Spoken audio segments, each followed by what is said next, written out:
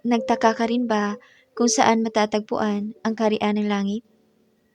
Upang maunawaan kung ang kaharian ng langit ay tunay na nasa langit o nasa lupa, una kailangan muna nating maunawaan kung ano talaga ang kaharian ng langit. Ang kaharian ng langit ay tumutukoy sa kaharian ng Diyos. Ito ang kaharian kung saan ang Diyos ang may kapangyarihan at naghahari. Ito ang kaharian ni Kristo. Kaya ang kaharian ba ng Diyos ay nasa lupa o nasa langit? Tingnan muna natin ang sinasabi ng panalangin ng Panginoon. Magsidalangin nga kayo ng ganito, Ama namin na nasa langit ka, sambahin nawa ang pangalan mo, dumating nawa ang kaharian mo, gawin nawa ang iyong kalooban, kung paano sa langit, gayon din naman sa lupa. Mateo 6:9-10. Amen. Napakalinaw ng mga salita ng Panginoong Hesus. Itinuro niya sa atin na ipanalangin na ang kaharian ng Diyos ay dumating sa lupa, upang ang kanyang kalooban ay mangyari sa lupa gaya ng sa langit. Hindi sinabi ng Panginoong Hesus na ang kaharian ng Diyos para sa sangkatauhang kanyang nilikha ay itatatag sa langit. Ni hindi niya tayo tinuruan na umasa at manalangin para sa araw na tayo ay aagawin patungo sa langit. Ang kalooban ng Diyos ay hindi ang talikuran ang lupa, kundi ang maghari dito. Kung tatalikuran ng Diyos ang lupa, hindi ba mawala ng halaga at kabuluhan ang kanyang layunin sa paglikha ng tao upang mamuhay sa lupa? Kaya hindi ba ang palaging pag-asa na madala sa langit upang makapasok sa kanyang kaharian ay sumasalungat sa mga salita ng Panginoon at hindi na ayon sa kanyang kalooban? Tingnan natin ang pahayag 11:15. At humihip ang ikapitong anghel at nagkaroon ng malalakas na tinig sa langit at nagsasabi, ang kaharian ng sanlibutan ay naging sa ating Panginoon at sa kanyang Kristo, at siya'y maghahari magpakailan-kailanman. At sa pahayag 21 verse 2-4, at nakita ko ang bayang banal, ang bagong Jerusalem, na nananaog mula sa langit buhat sa Diyos, na nahandang gaya ng isang babaeng kasintahan, na nagagayakan talaga sa kanyang asawa. At narinig ko ang isang malakas na tinig mula sa luklukan na nagsasabi, narito, ang tabernakulo ng Diyos ay nasa mga tao, at siya'y mananahan sa kanila, at sila'y magiging mga bayan niya, at ang Diyos din ay sa kanila, at magiging Diyos nila.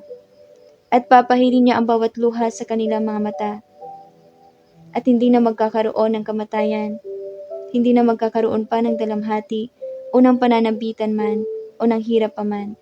Ang mga bagay ng una ay naparam na. Amen. Binabanggit ng mga talatang ito na ang mga kaharian ng sanlibutan ay naging mga kaharian ng ating Panginoon at ng kanyang Kristo. Ang mga kaharian ng sanlibutan ay tumutukoy sa mga kaharian sa lupa, hindi sa mga kaharian sa langit. Ang bagong Jerusalem na bumababa mula sa Diyos mula sa langit ay nagpapakita ng kaharian ng Diyos na bumababa sa lupa, hindi ang mga tao na itinaas patungo sa kalangitan. At ang tabernakulo ng Diyos ay kasama ng mga tao, ay tumutukoy sa paninirahan ng Diyos sa gitna ng mga tao sa lupa, hindi sa mga anghel o mga espiritu. Ipinahayag ng lahat ng ito na ang kaharian ni Kristo ay may sasakatuparan sa lupa. Maaari nating tingnan ang sinabi ni Jesus sa Sermon sa Bundok, Mateo 5 verse 5. Mapapalad ang maamo, sapagkat mamanahin nila ang lupa. Hindi itatakwil ng Diyos ang kanyang nilikha sa lupa. Ito ay kanyang ibabalik at panunumbalikin. Nakita ng propetang si Daniel ang isang araw na babagsak ang lahat ng makalupang kaharian at lilitaw ang isang walang hanggang kaharian. Daniel 2 verse 44.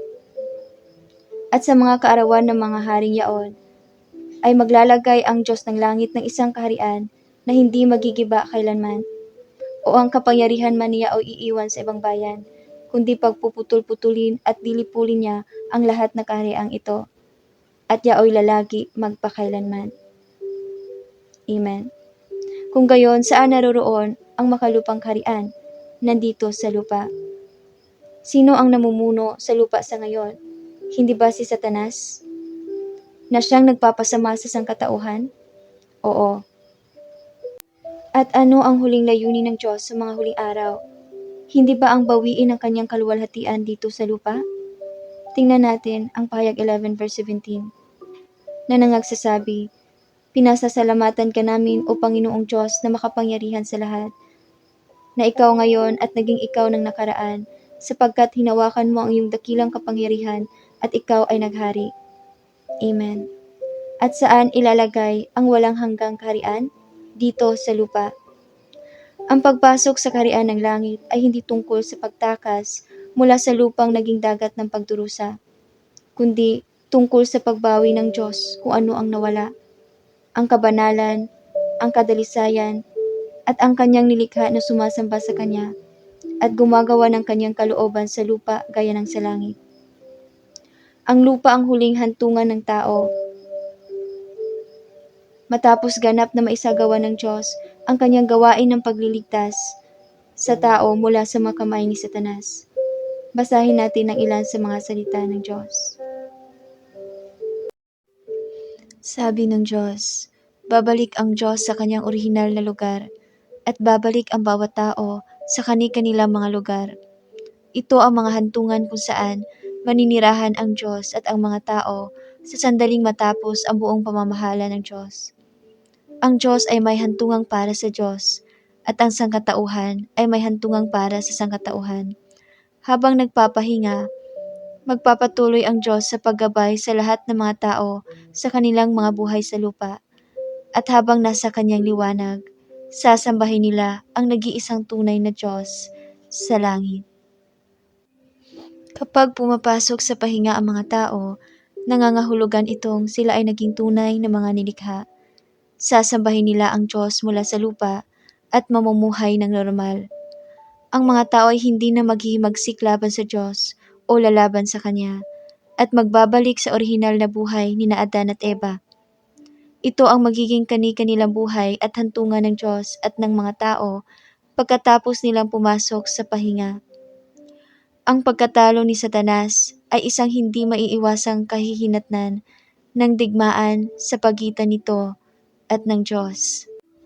Tulad nito, ang pagpasok ng Diyos sa pahinga pagkatapos ng kanyang gawain ng pamamahala at ang ganap na kaligtasan at pagpasok sa pahinga ng sangkatauhan ay mga hindi na rin maiiwasang kahihinatnan.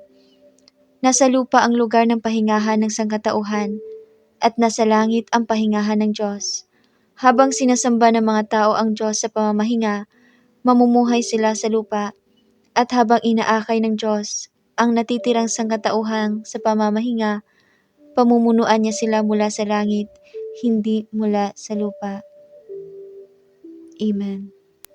Ang pagbabalik ng Diyos sa lupa sa anyo ng tao, bilang anak ng tao sa mga huling araw, ay bahagi ng proseso ng paggawa ng mga mananagumpay.